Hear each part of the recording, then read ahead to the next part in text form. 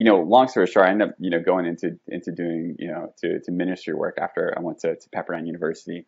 And I had gotten into NT Wright's work and had heard he'd given this class called Romans in a Week up at Regent College.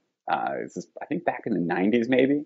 Oh, wow. And it's one of the, I think it's probably their most downloaded course they have, over the decades. It's a really popular course. So I had come across this, and I heard this is a section he's talking about the word faith, and he says, yeah, translators aren't really sure what to do in this particular instance because the word for faith, sopistis, is also the same word for faithfulness.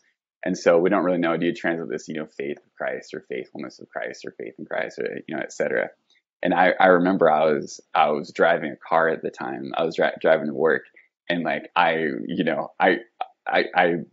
almost needed to pull over and just sort of like take very deep breaths because I was just thinking like as I was listening to this, Yeah.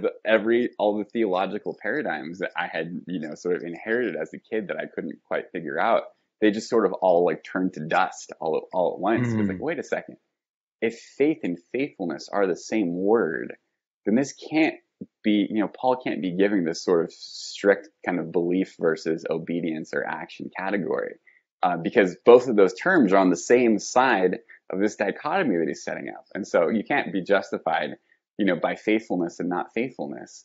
It doesn't make any sense. And so Mm. if Paul then meant something, you could say, something more fully orbed when he said, when he used the word pistis. If he means something more than just kind of, belief in a cognitive kind of sense. And it includes our response, and includes the response of fidelity and, loyalty to God. Then what's he reacting against?